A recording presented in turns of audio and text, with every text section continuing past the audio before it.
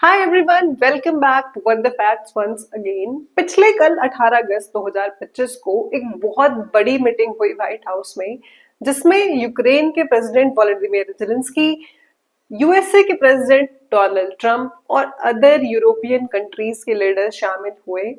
Basically जो ये meeting थी, इसका मोटिव यही था, जो ऑन गोइंग वॉर चल रहा है रशिया और यूक्रेन के बीच में, उसके कॉन्टेक्स्ट में क्या उस वॉर का रिजल्ट रहेगा, क्या वॉर रुकेगी, क्या सीज फायर होगा या फिर क्या यूक्रेन को नाटो में डाला जाएगा, इस सब के ऊपर डिस्कशन हुई व्हाइट हाउस में। दुनिया भर की नजरें इस मीटिंग के ऊपर थी। जैसा कि आप सब लोगों को पता है, रशिया और यूक्रेन का वॉर पिछले 3.5 सालों से चल रहा है और अभी भी ये वॉर चल रहा है यूक्रेन और रशिया के बीच में। बेसिकली जो रशिया है वो नहीं चाहता था कि यूक्रेन नाटो का हिस्सा बने, और यूक्रेन बहुत सालों से ये चाहता है कि यूक्रेन को नाटो का हिस्सा बनाया जाए, जिसकी वजह से यूक्रेन को एक तो first of all western powers की प्रोटेक्शन मिलेगी। उसके अलावा वेस्टर्न जितना भी आर्मी है, जितने भी वेस्टर्न मिसाइल्स है, वो सारे की सारी यूक्रेन को पावरफुल करेंगी। जो बिल्कुल भी नहीं चाहता है रशिया के बिल्कुल नजदीक में जितनी भी वेस्टर्न पावर्स हैं या जितनी भी वेस्टर्न मिसाइल्स हैं, वो किसी भी तरह से रशिया के बिल्कुल बॉर्डर वाले एरियाज पे आ जाए। जिसकी वजह से 2022 में रशिया ने यूक्रेन के ऊपर वॉर किया था, जिसका यही एक रीजन था कि बिल्कुल भी नहीं चाह रहा है रशिया कि यूक्रेन जो है वो नाटो का हिस्सा बने। तब से लेकर अभी तक यूक्रेन नाटो और बाकी सारी वेस्टर्न कंट्रीज से मदद मांग रहा है कि या तो वेस्टर्न कंट्रीज का सपोर्ट यूक्रेन को मिले या फिर यूक्रेन को नाटो का हिस्सा बनाया जाए। इस वॉर में अमेरिका और जितनी भी यूरोपियन कंट्रीज हैं, उन्होंने सबसे ज्यादा हेल्प की थी यूक्रेन की। फॉर एग्जांपल फाइनेंशियल सपोर्ट हो गई या फिर जितना भी आर्मी की ट्रेनिंग्स होती हैं या जितना भी और फाइनेंशियल एड्स जितनी भी प्रोवाइड करने को होती हैं, वो सारी हेल्प की है अमेरिका ने अभी तक, और जितने यूरोपियन अदर कंट्रीज हैं उन्होंने।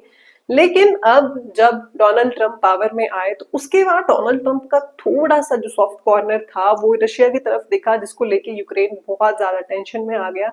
इससे पहले जब वोलोदिमीर जेलेंस्की ट्रंप से मिलने आए थे व्हाइट हाउस में, तो उनकी सिर्फ बहस हुई थी, बहुत ज्यादा बहस हुई थी, और कुछ भी रिजल्ट या फिर पीस टॉक्स नहीं हुई थी रशिया और यूक्रेन वॉर के बारे में। लेकिन इस बार 18 अगस्त की इस मीटिंग में जो वोलोदिमीर जेलेंस्की है, वो आए हैं बाकी सारे यूरोपियन कंट्रीज के लीडर्स के साथ एक पीस टॉक करने डोनाल्ड ट्रंप के साथ, ताकि कुछ ना कुछ रिजल्ट निकले रशिया और यूक्रेन वॉर के बीच में।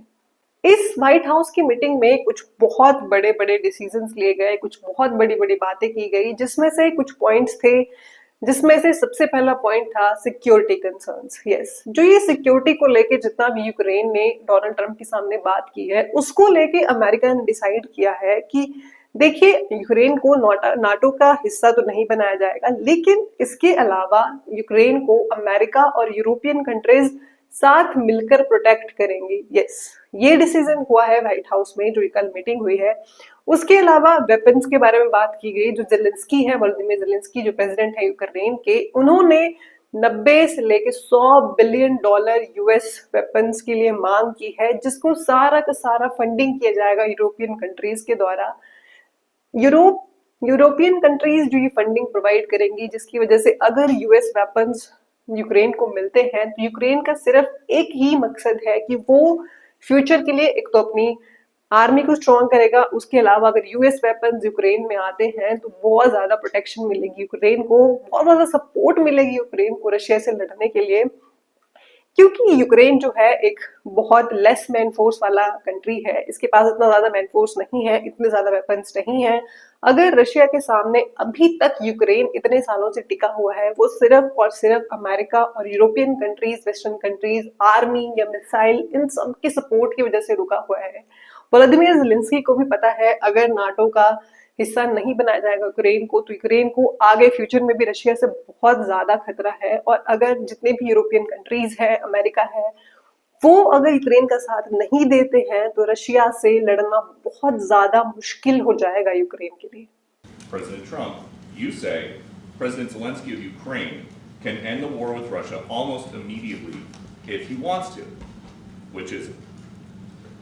No, I think that's true. I think we're going to have a meeting. I think if everything works out well today, we'll have a trilat. and I think there will be a reasonable chance of ending the war when we do that.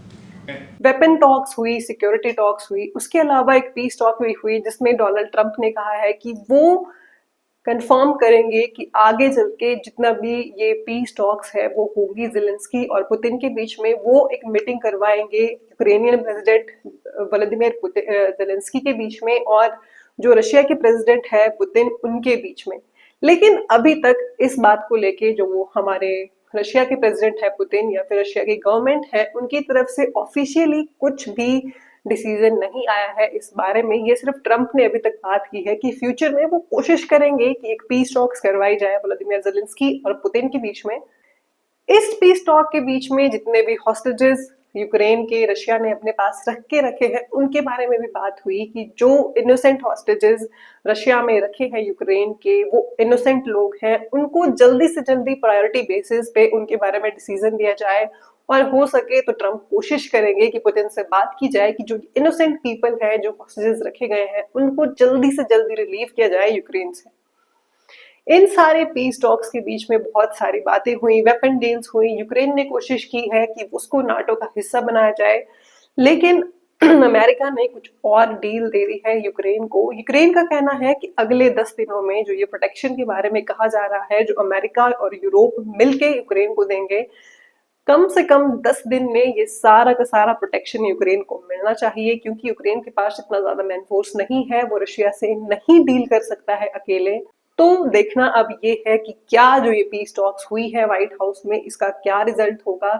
क्या जो Putin है वो मान जाएंगे कि अब से Russia और यूक्रेन के बीच में जो वॉर है, जो पिछले 3.5 सालों से चल रही है, वो इस व्हाइट हाउस की मीटिंग के बाद रुक जाएगी, हमें नहीं पता है।